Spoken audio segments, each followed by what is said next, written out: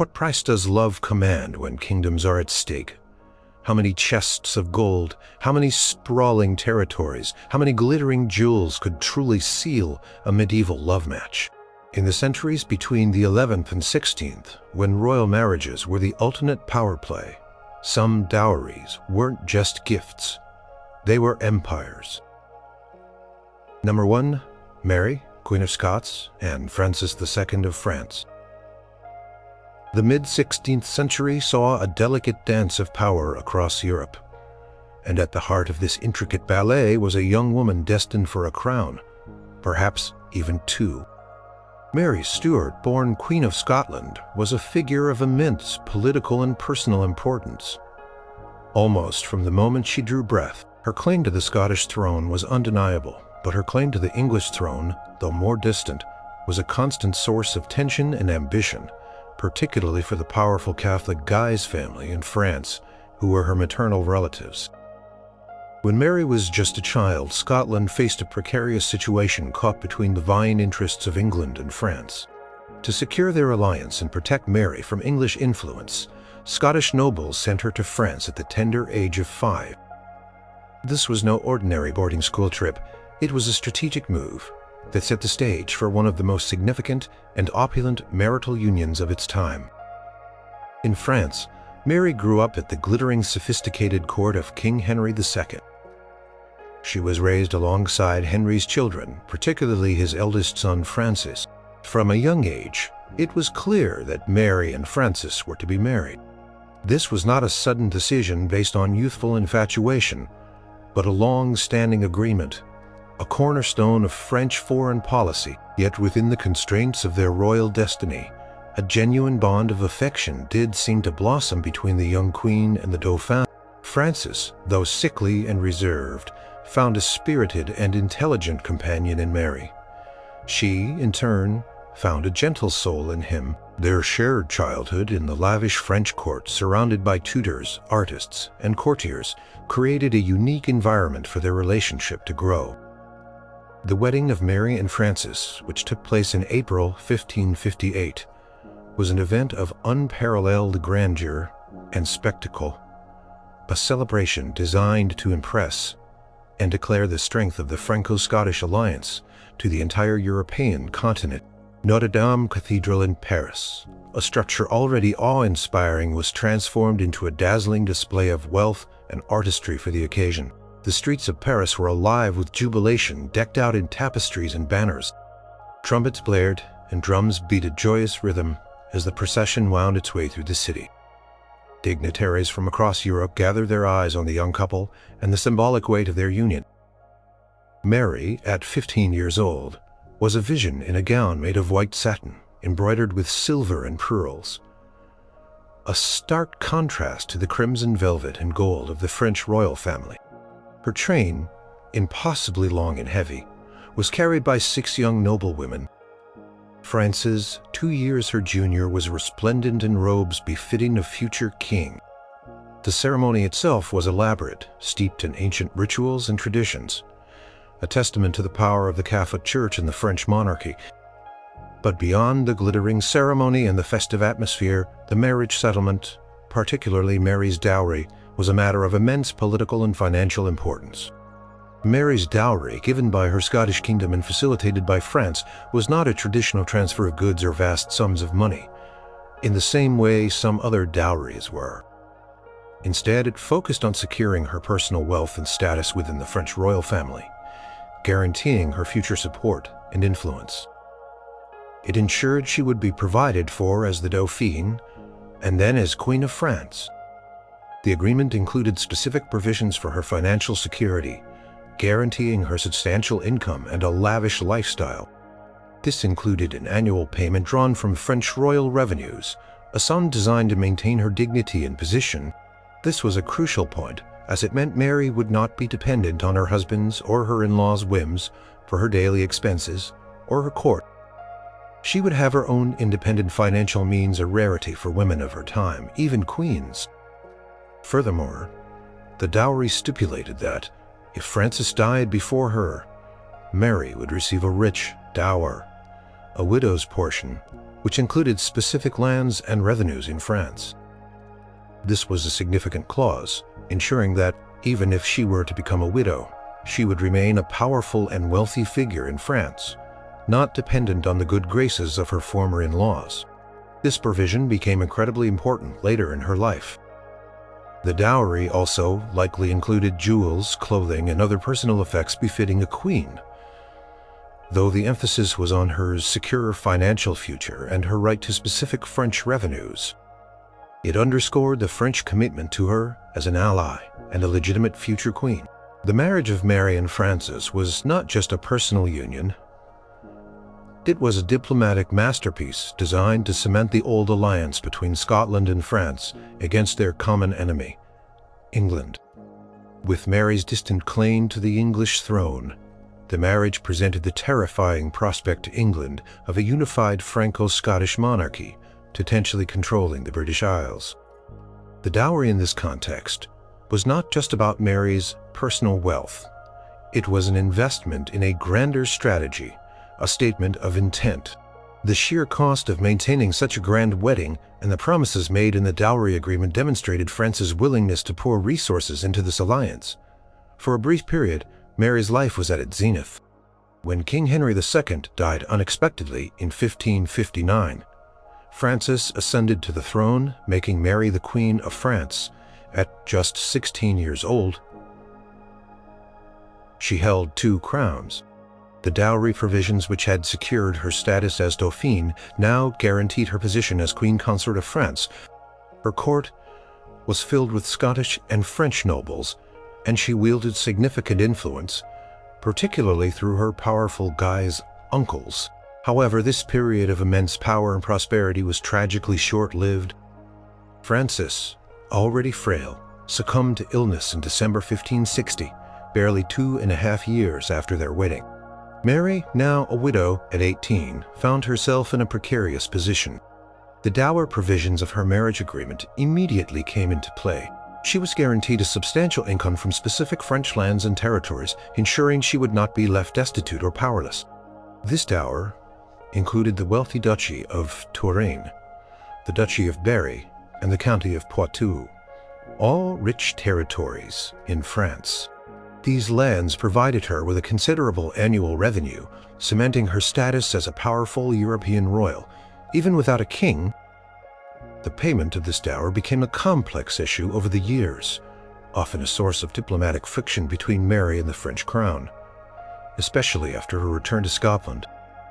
Nevertheless, the initial agreement had been designed to provide for her, and it did. Her short time as Queen of France, bolstered by the dowry that ensured her place in the French financial landscape, profoundly shaped Mary.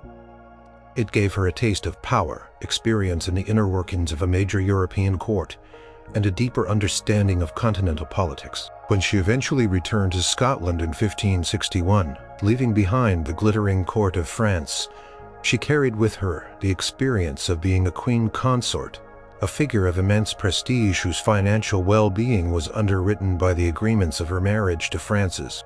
The dowry, though focused on financial provision rather than vast territorial transfer, was lavish in its guarantee of security and status for a queen who faced an uncertain future. It ensured that even as a young widow, Mary remained a woman of significant means and influence, a testament to the forward-thinking nature of her marriage settlement.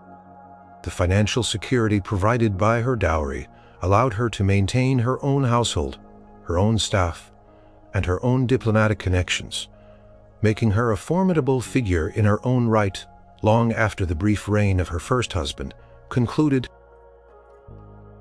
Number 2.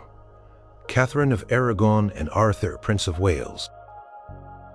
The late 15th and early 16th centuries marked a thrilling, if often ruthless, era for European royalty. Spain, newly unified under the powerful Catholic monarchs Isabella of Castile and Ferdinand of Aragon, was emerging as a dominant force on the global stage.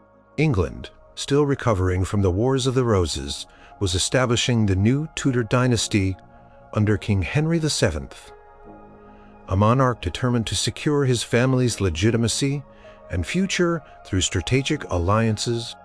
It was in this ambitious climate that the fate of Catherine of Aragon, a Spanish princess, was entwined with that of Arthur, Prince of Wales, the eldest son of Henry VII.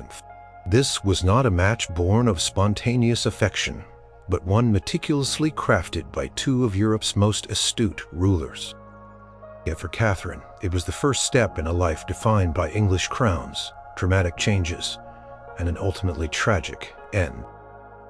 Catherine, born in 1485, was the youngest surviving child of Isabella and Ferdinand. She was raised with a profound sense of her royal destiny, educated in the finest classical and religious traditions, and groomed to be a powerful queen. From her earliest years, her marriage to Arthur was a cornerstone of Anglo-Spanish diplomacy. The Treaty of Medina del Campo, signed in 1489, formally arranged the marriage and specified the terms of Catherine's dowry. This dowry was not just a gift. It was a statement of Spain's wealth, power, and commitment to the alliance.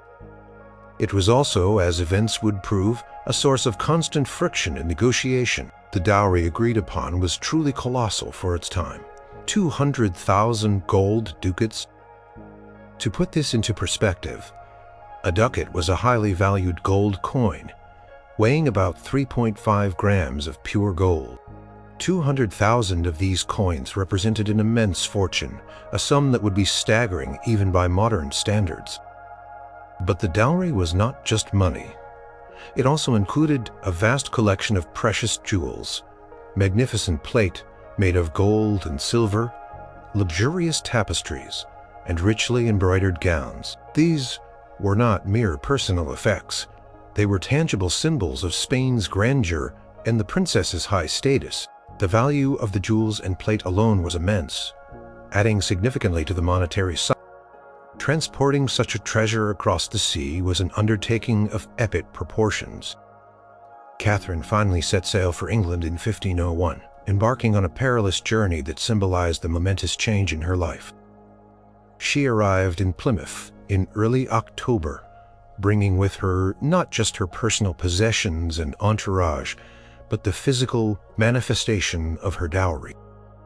Imagine the scene: chests upon chests, laden with glittering coins and precious items, carefully unloaded from the Spanish ships. The English crown, always short on ready cash, eyed this influx of wealth with keen interest. The wedding of Catherine and Arthur took place on November 14, 1501, at St. Paul's Cathedral in London. It was a magnificent spectacle designed to showcase the power and prestige of both the Tudor and Spanish dynasties. Catherine, then 15, and Arthur, 14, were young, but their marriage was the culmination of years of meticulous planning. The ceremony was followed by days of lavish banquets, jousts, and entertainments, with the dowry's arrival adding a layer of material splendor to the festivities. Presence of so much Spanish gold and so many exquisite goods was a clear message to Europe about the strength of the new Anglo-Spanish alliance. After the wedding, Arthur and Catherine took up residence at Ludlow Castle in Shropshire, where Arthur, as Prince of Wales, was to preside over the Council of Wales and the Marches. Their time together was tragically short. Just a few months after their marriage, in April 1502, Arthur succumbed to the sweating sickness, a mysterious and often fatal illness that swept through England. Catherine, newly widowed, found herself in a precarious position. The future of the Anglo-Spanish alliance, and more importantly the dowry, immediately became a contentious issue. According to the terms of the marriage treaty, half of Catherine's dowry was to be paid upon her arrival in England, and the second half within 2 years of the marriage. The first installment had been paid, or at least a significant portion of it, and the English royal coffers had eagerly absorbed it. However, with Arthur's death, Henry VII was hesitant to return the dowry. He had invested heavily in the marriage, not just in terms of the initial payment, but in the grand wedding and the political capital it represented. To return the dowry would have been a significant financial blow and a diplomatic humiliation. Instead, a new plan was hatched. Catherine would marry Arthur's younger brother, the future King Henry VIII. This required a papal dispensation, as marrying a deceased brother's wife was forbidden by canon law. The dispensation was granted on the grounds that the marriage between Arthur and Catherine had never been consummated, a claim that would later become a focal point of Henry VIII's infamous divorce proceedings. This second marriage, though politically driven, did begin with genuine affection between Henry and Catherine. The dowry, however, remained a persistent problem. Henry VII, ever the shrewd financier, insisted on keeping the initial installment and demanded the remaining half of the dowry be paid before the new marriage could proceed. Ferdinand and Isabella, however, were equally cunning. They argued that if Catherine was to marry Henry, they should not have to pay the second half of the dowry for a marriage that was now essentially a continuation of the initial alliance, albeit with a different groom. Years passed in a stalemate of diplomatic wrangling. Catherine remained in England, a pawn in this high-stakes game, living in relative poverty and uncertainty.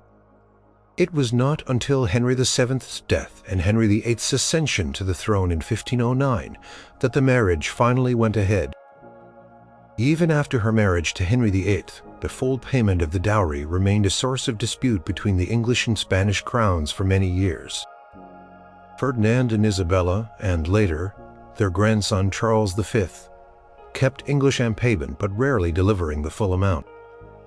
The delayed payment of the second half of the dowry became a symbol of the shifting alliances and the economic pressures faced by both monarchies. For Henry VIII, the dowry's non-payment, among other factors, contributed to his growing frustration and ultimately his desire to annul his marriage to Catherine. He argued that the marriage was invalid from the start due to the non-consummation issue with Arthur, a claim deeply entwined with the dowry's original terms. Catherine's dowry was not just a sum of money and jewels. It was a powerful economic and political instrument.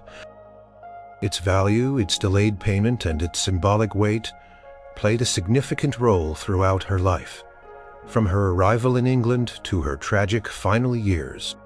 It represented the bond between two powerful nations, a bond that proved fragile under the weight of personal ambition and dynastic needs. Number 3. Eleanor of Aquitaine and Henry II of England. The mid-12th century was a time of dynamic shifts across Europe, marked by the rise of new, powerful monarchies and the enduring influence of ancient noble houses. In the heart of this vibrant landscape stood Eleanor, Duchess of Aquitaine, one of the most remarkable and powerful women of the Middle Ages. Aquitaine, a sprawling duchy in southwestern France, was a land of immense wealth, rich in vineyards, strategic ports, and bustling towns. It was a jewel, not just for its beauty, but for its economic and political significance. Its ruler was a prize beyond compare, and Eleanor, as its undisputed heiress, possessed a dowry unlike any other, an entire realm. Eleanor's first marriage was to Louis VII of France in 1137. This union brought Aquitaine into the French royal domain, at least in theory, doubling the size of the French king's lands. Their marriage was famously turbulent and ultimately childless, at least in terms of male heirs. After 15 years, it was annulled in 1152 on grounds of consanguinity, a technicality that allowed both parties to escape a difficult union. With the annulment, Eleanor regained her vast ancestral lands, a woman once again independent and astonishingly wealthy. Within weeks of her annulment, a whirlwind courtship began, leading to one of the most consequential marriages in medieval history.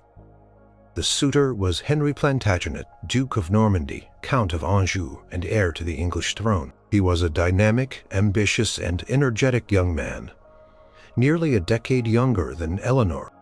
Their union was not a matter of long-standing negotiation and treaty, but a swift, almost audacious move, driven by personal attraction and staggering political ambition. Henry saw in Eleanor not just a beautiful and intelligent woman, but the key to unprecedented power. Eleanor saw in Henry a forceful personality, capable of creating the powerful empire she perhaps longed for. Their marriage in May 1152 was quick and discreet. designed to preempt any interference from the French King Louis, who was furious at this turn of events. Eleanor's dowry to Henry was quite simply her entire Duchy of Aquitaine, a territory larger than the King of England's existing holdings.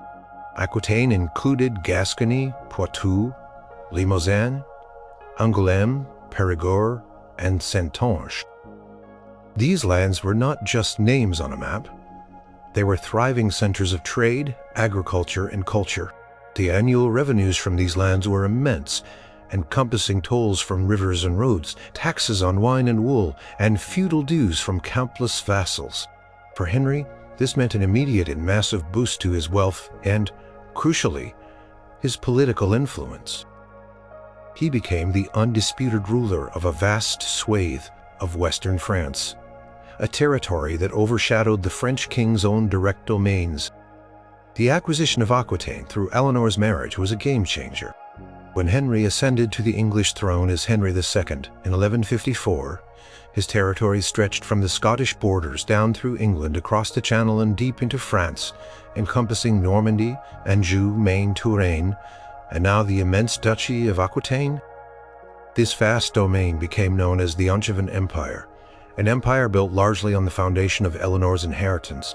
The dowry of Aquitaine directly led to a centuries-long rivalry between the kings of England and France, who now found themselves locked in a struggle over continental territories. The financial implications of this dowry were staggering. Aquitaine's wealth, especially its wine trade, provided a constant stream of income for the Angevin rulers. It allowed Henry to fund his ambitious military campaigns, build impressive castles, and maintain a powerful court. Eleanor, as Duchess, continued to play an active role in the governance of her lands, often spending considerable time there, ruling in her own right.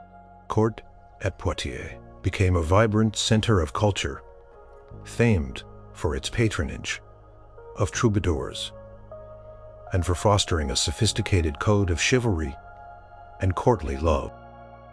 The wealth generated by Aquitaine supported this cultural blossoming, attracting scholars, poets, and artists from across Europe. Despite the initial passion and shared ambition that brought Eleanor and Henry together, their marriage was notoriously tumultuous. Their strong personalities clashed, and Henry's frequent infidelities and his attempts to curb Eleanor's power led to severe strains. The very size of Eleanor's dowry, Aquitaine, became a point of contention. Henry was keen to assert full control over it, while Eleanor jealously guarded her ducal rights and sought to ensure her children, particularly Richard the Lionheart, would inherit it directly. This conflict eventually led to a period of open rebellion, when Eleanor encouraged her sons to rise against their father, a dramatic family struggle that reverberated across Europe. During this period of conflict, Eleanor was imprisoned by Henry for many years, often at various castles throughout England.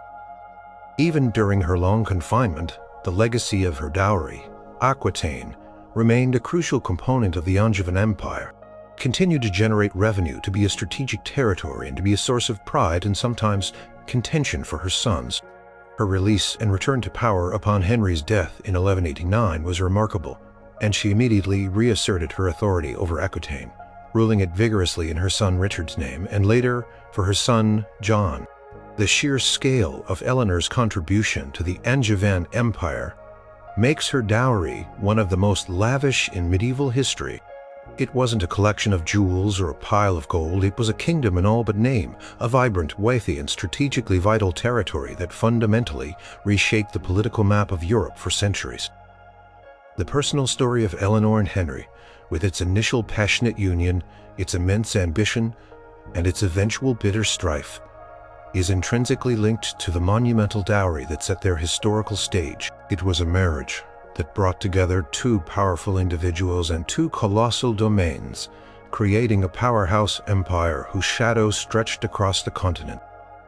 The disputes that arose from this massive acquisition, the countless wars fought over its possession, and the cultural influence it exerted, all flowed from the singular grand gesture of Eleanor, Duchess of Aquitaine, gifting her mighty realm to Henry Plantagenet. Number 4. Isabella I of Castile and Ferdinand II of Aragon. The late 15th century was a crucible of change in the Iberian Peninsula. For centuries, Spain had been a collection of independent kingdoms, each with its own customs, laws, and rulers. The two largest and most powerful of these were the Kingdom of Castile, the largest and wealthiest, and the Kingdom of Aragon, a significant maritime and trading power. The union of these two realms was not just a political aspiration. It was a destiny that would transform the entire peninsula and reshape the course of European history. At the heart of this monumental shift stood two young royals, Isabella of Castile and Ferdinand of Aragon, whose marriage was less about a traditional dowry of gold or jewels and more about a lavish exchange of kingdoms and the ultimate creation of a unified Spain. This was a partnership built on ambition, mutual respect, and a profound personal connection that defied the typical arranged marriages of the era. Isabella, born in 1451, was a determined and intelligent princess, destined to inherit the throne of Castile, a powerful and expansive kingdom. Ferdinand, born a year later, was the heir to Aragon, a kingdom with vast Mediterranean interests. Both were formidable individuals, strong-willed, politically astute, and deeply religious. Their union was strategically vital, promising to end centuries of rivalry between their kingdoms and forge a single powerful entity. However, their path to marriage was far from smooth. Isabella, as the heir to Castile, faced pressure from her half-brother King Henry IV to marry someone who would not challenge his authority. He offered her various candidates, but Isabella, demonstrating remarkable independence for a woman of her time, rejected them all.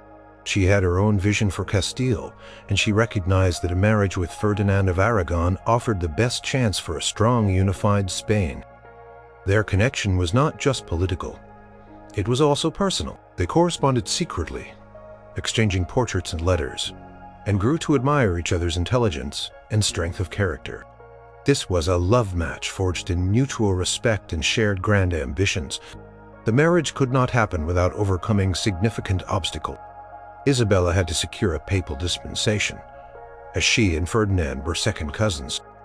More dramatically, she had to defy her half-brother, King Henry IV, who wanted her to marry the aging king, Afonso V of Portugal, to secure a Portuguese alliance.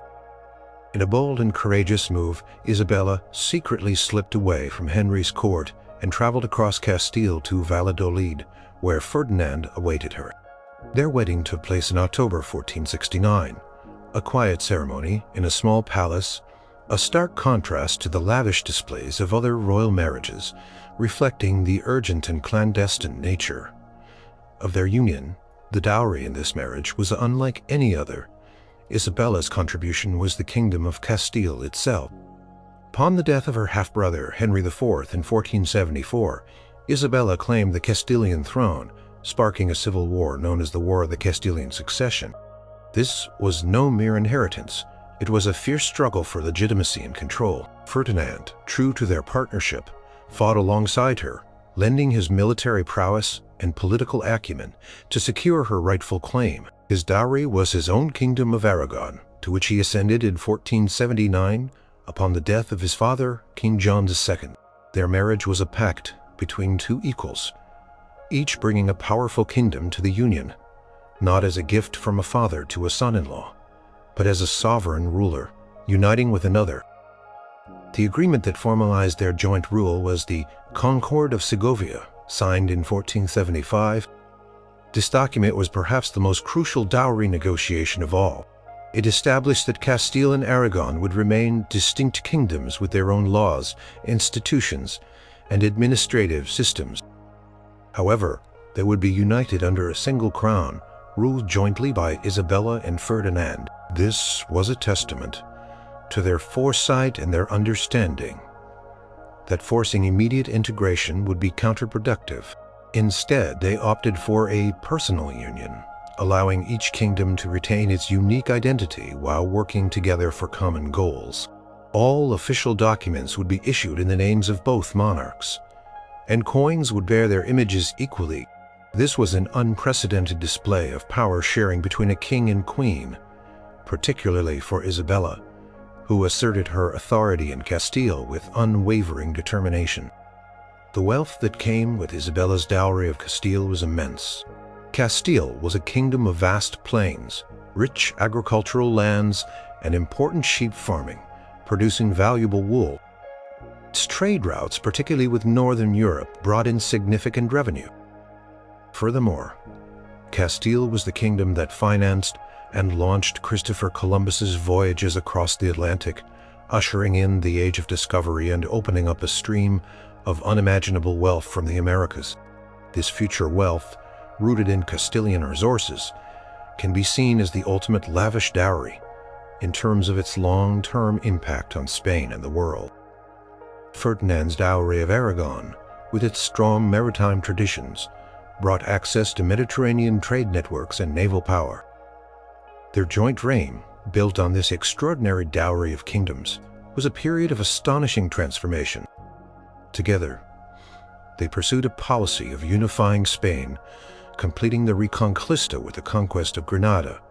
In 1492, expelling Jews and later Muslims, and establishing the Spanish Inquisition. They reformed their respective administrations, strengthening the royal authority and creating one of the most powerful states in Europe. Their partnership was remarkably effective. Isabella focused primarily on Castile, overseeing its internal affairs, its legal system, and its finances, while Ferdinand often managed Aragon's foreign policy and military campaigns. Yet they acted as a cohesive unit, their decisions reflecting a shared vision for their unified realms. The legacy of Isabella and Ferdinand's dowry was the creation of modern Spain. Their union, though not a traditional dowry of cash and jewels, was far more lavish. It involved the mutual transfer of sovereign power, the melding of two distinct political entities into a formidable new force on the European stage. Their personal commitment to each other, their unwavering belief in their shared destiny, and their willingness to collaborate as co-monarchs made their love match one of the most successful and enduring partnerships in history. The wealth, the territory, and the power that each brought to the marriage were immeasurable, shaping not just Spain but the entire global landscape for centuries to come. Number 5. Philippa of Hainaut and Edward III of England.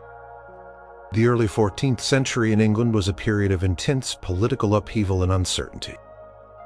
Following the deposition of the ineffective King Edward II, his young son, Edward III, ascended to the throne, but real power lay in the hands of his mother, Queen Isabella, and her ambitious lover, Roger Mortimer.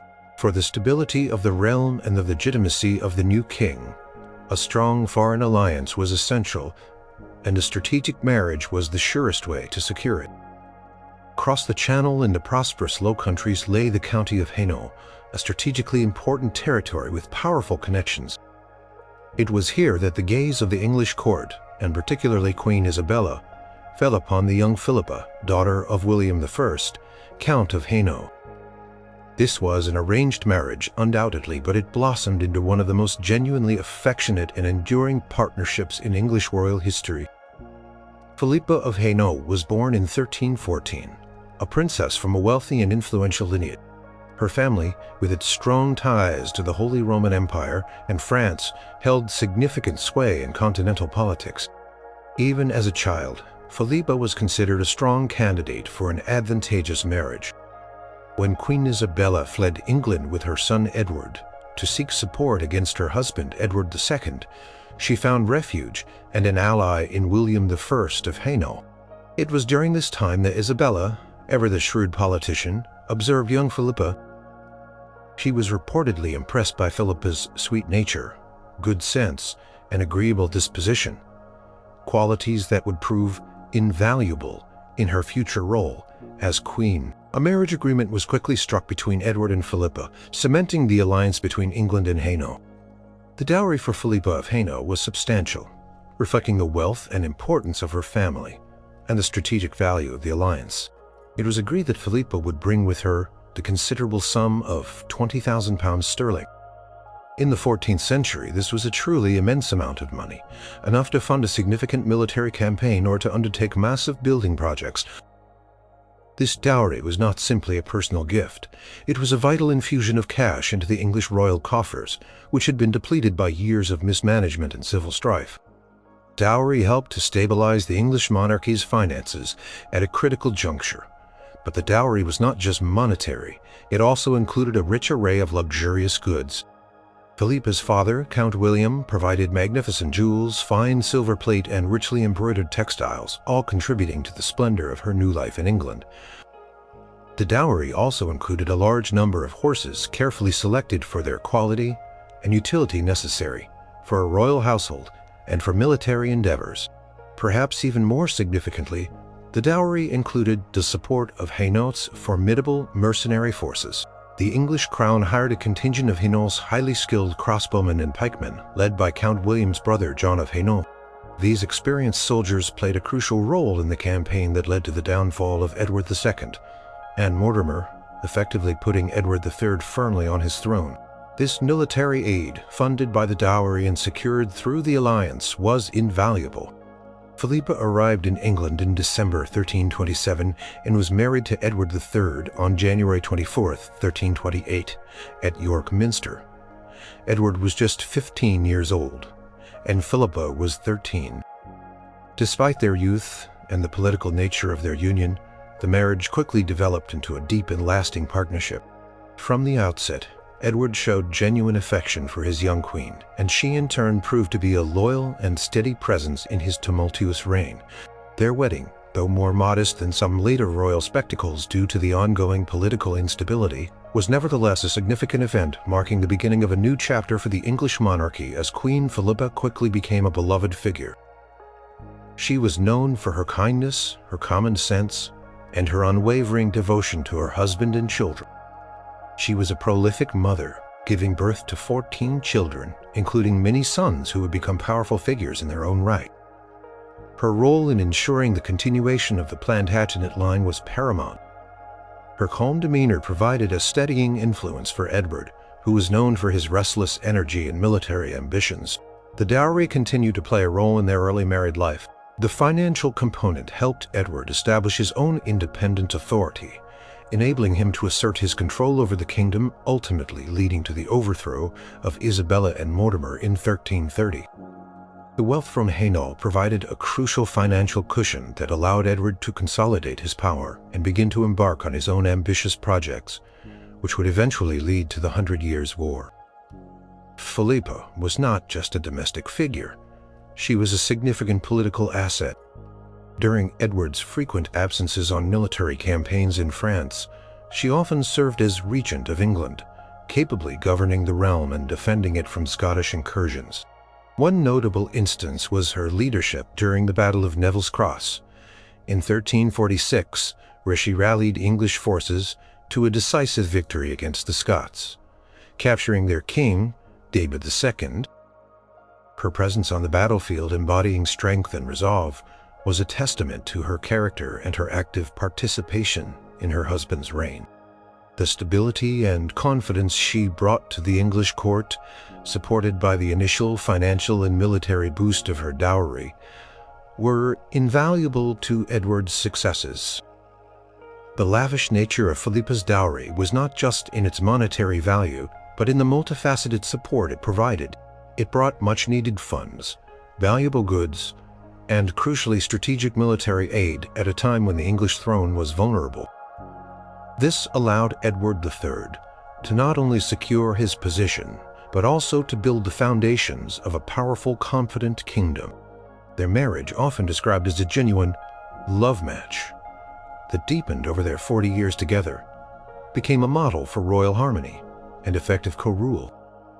Philippa's dowry, a carefully negotiated package of wealth, military support, and personal qualities, was a testament to her family's power and her own worth, laying the groundwork for one of England's most successful reigns.